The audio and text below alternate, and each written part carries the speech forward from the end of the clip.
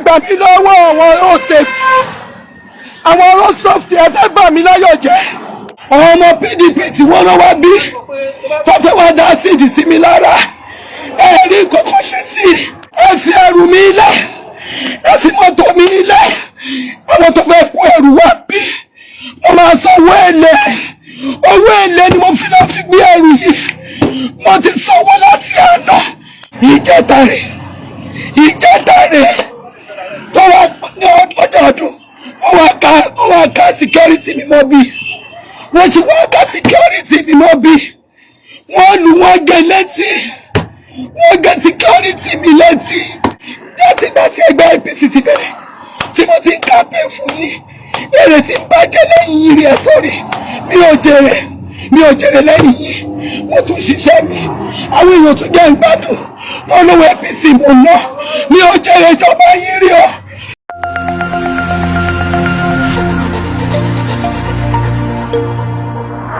Egbami Lowo road safety o 3 weeks ago tí mo ti travel rẹ o gbogbo ẹ̀yin tá rí mi mo travel mi ò sinmi mi ò sùn bí tí mo gbé wà mo tún gbé ẹrù mi dé kọ́ lọ bá mi gbé ẹrù mi kọ́ lọ gbé ẹrù mi gbogbo ẹ̀yin èèyàn mọ̀ pé mọ́tò kórópè mo ní mọ́tò kórópè yẹ ìwé ẹ̀ pé o ìwé kórópè mi pé o driver mi ní driver's license o road safety tó wà lálákìjà road safety alákìjà tí wọ́n wà lọ́nà traffic àmúwọ́ ọ̀dọ̀fin àwọn ọlọ́dọ̀ mọ́tò mi dúró wọ́n ní speed limit wọ́n ní speed kìíní kan wọ́n ní mi ò ṣe speed limit pé mi ò install ẹ̀ sára mọ́tò ọmọ Nàìjíríà gbà mí mi ò gbọ́n pa speed limit device kankan rí mi ò gbọ́n pa speed limit device rí o Egbami Lowo àwọn road safety àwọn road safety ẹ fẹ́ bà mí láyọ̀ jẹ́ èpè ni màá ṣe fún ọgbọ́n yín àti lórí ọ̀gá yín mo ti máa bẹ̀rẹ̀ èpè máa tọwọ́ bọ̀bọ̀ ṣépè fún yín ni torí owó alájẹsẹ́kù owó èlé òun ni mo kọjọ tí mo fi travel ìjọba APC wọ́n ṣe pé mi ò gbẹ́ kọ́bọ̀ lọ́wọ́ wọn rí mi ò gbọ́wọ́ lọ́wọ́ APC rí mo kọ́ kápẹ́ ní ẹ má fàyè ní wà lára ìnira ìpọ̀ kí ló ń jẹ́ speed device kí ló ń jẹ́ speed device mi ò lè sùn nítorí owó olówó mi ò lè sùn nítorí owó olówó APC ẹ má ṣe mi báyìí o Tinubu gbà mí lọ́wọ́ safety road safety gbogbo ẹ̀yọ́ olóṣèlú tí mo tẹ̀lé kiri láì gbowó lọ́wọ́ yìí ẹ̀yìn kan lè rán mi travel mi ò gbà sísì ayé mi mò ń ṣe road safety wọ́n ní speed device kí ló ń jẹ́ speed device mi ò mọ̀ rí ọgbọ̀n òwe mi pọ̀ Egbami Lowo olóṣèlú Egbami Lowo ọlọ́wọ́ ẹgbẹ́ APC Egbami Lowo road safety abániláyọ̀ jẹ́ gbogbo àwọn tó fẹ́ rẹ̀ rù wọ́n ti wá ṣọ́ọ̀bù mi ò ní fi lọ́rùn lẹ̀ road safety alákìjà wọn náà wọ́n wọ́n mọ́tò mi lọ sí first police station mọ́tò mi rì wọ́n tún fẹ́ kí n sanwó ẹni owó tó fẹ́ kú Egbami Lowo àwọn owó alájẹsẹ́kù ẹ má bà tèmi jẹ́ ojoojúmọ́ mo ń gbẹ́pẹ́ torí mo kà pé fún yín road safety àtúbẹ̀rẹ̀ tí yín ẹ má jẹ́ kí n bá ṣépè fún yín ẹgbẹ́ yẹn máa jà yìí tí n bá forí ilẹ̀ Nàìjíríà yìí tí n bá fi ṣépè fún yín ó máa jà yìí ẹ fi mọ́tò mi lẹ̀ ìwé mọ́tò mi gbà.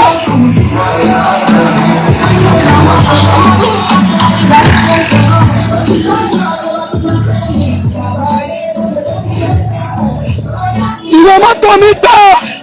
driver mi ní driver's license mi ò mọ nǹkan tó ń jẹ́ speed device driver bá fi ká gba speed device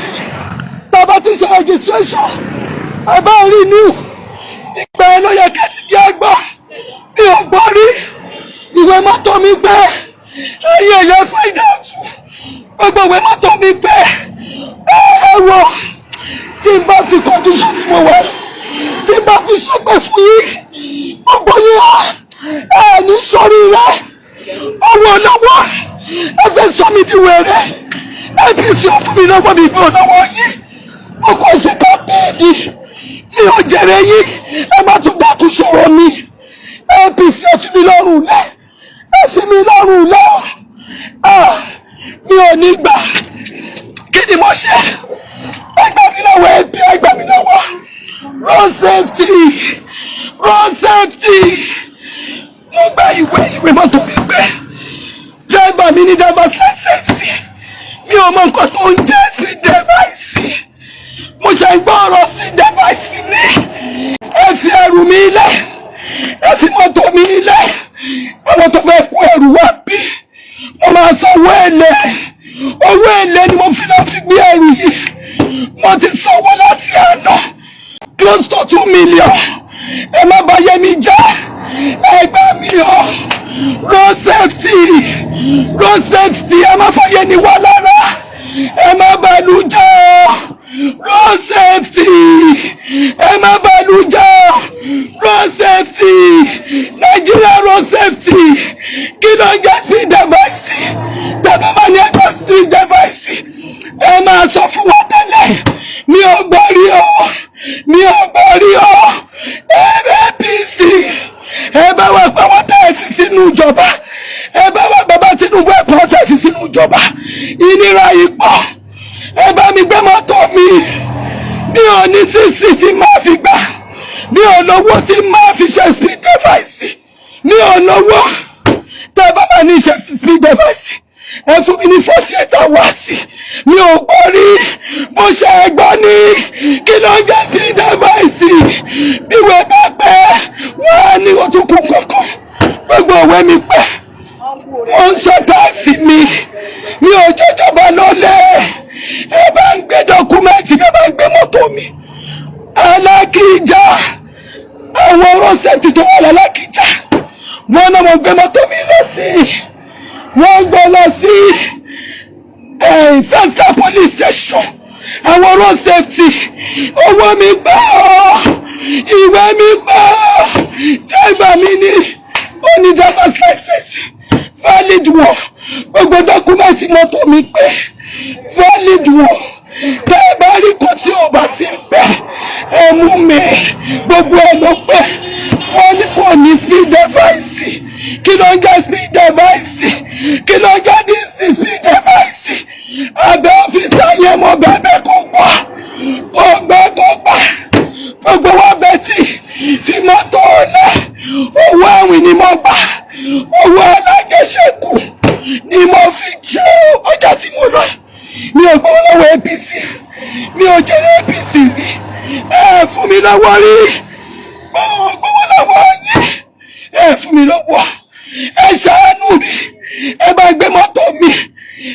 ẹ má gbé mọ́tò mi o ṣẹ́ẹ̀rì láti 3 weeks ní oṣù mo ṣe travel yẹ kí n relax bí mo ṣe máa ṣàwọ̀ olówó jọ òun ni mo lé mi ò gbowó ìjọba o ẹ fi mi lọ́rùn lẹ́ o mi ò gbowó ìjọba o ẹ fi mi lọ́rùn lẹ́ o mi ò gbowó lọ́wọ́ APC o ẹ fi mi lọ́rùn lẹ́ o mi ò gbà kankan o mi ò gbẹ pàmẹ́ǹtì kankan rí o mi ò gbowó lọ́wọ́ ẹni kankan rí o wọn ò fún mi lẹ́ pàmẹ́ǹtì rí o ara mi ni mo ṣọ́gun fún ẹ fẹ́ rú mi lẹ̀ ẹ fàyè mi lẹ̀ o ẹ ṣe ẹ fẹ́ yùn mí nù ìjẹta rẹ̀ tó wá ní ọjọ́ ọdún wọ́n wá ká security mi mọ́ bí wọ́n ti wá ká security mi mọ́ bí wọ́n lù wọ́n gé létí wọ́n gé security mi létí tó ní àwọn fẹ́ operate bí báyìí wọ́n gé ọmọ yẹn létí wọ́n gé létí wọ́n ti wà lẹ́lẹ́rẹ̀ gan lẹ́ni mo ti wá fi mẹ́tẹ̀ station wọ́n gé létí torí pé wọ́n bílíìfì pé APC ló ń fún mi lọ́wọ́ mi ò jèrè ẹgbàá mi fi mí lẹ̀ wọ́n fẹ́ wá bá nǹkan táwọn jẹ́ ẹ ṣàánú mi o road safety oní speed limit sọnù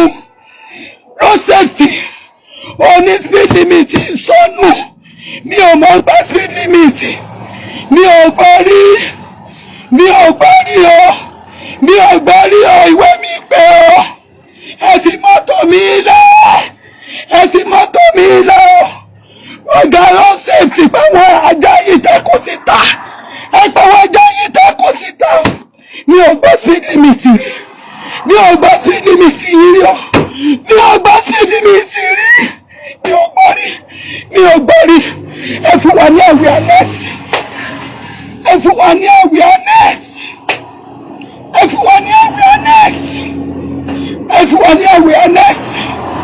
ibi ni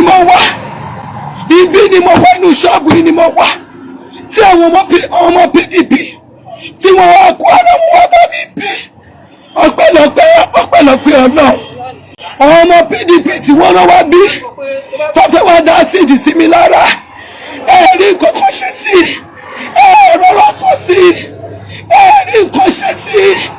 ẹgbẹ́ APC fi mi lọ́rùn lẹ̀ ayílẹ̀ iṣẹ́ mi lẹ́ ń gbà mí mi ò jẹ̀rẹ̀ yín o ẹ ṣàánú mi o mi ò jẹ̀rẹ̀ yín ẹ ṣàjẹmọ́ iṣẹ́ mi mo ṣe ẹ fi iṣẹ́ mi lẹ̀ ẹ fi mi lọ́rùn lẹ̀ mi ò dọ́dọ̀ yín mi ò dọ́dọ̀ olóṣèlú kan ẹ wò ẹ ṣàfi mi lẹ̀ iṣẹ́ mi mo ṣe owó mi mo ná owó èlé láti ìgbà tí ẹgbẹ́ APC ti bẹ̀rẹ̀ tí mo ti ń campaign fún yín èrè tí ń bàjẹ́ lẹ́yìn yìí rí ẹ sórí mi ò jèrè lẹ́yìn yìí mo tún ṣiṣẹ́ mi àwọn èèyàn tún jẹ́ ń gbádùn wọn lówó APC mo ná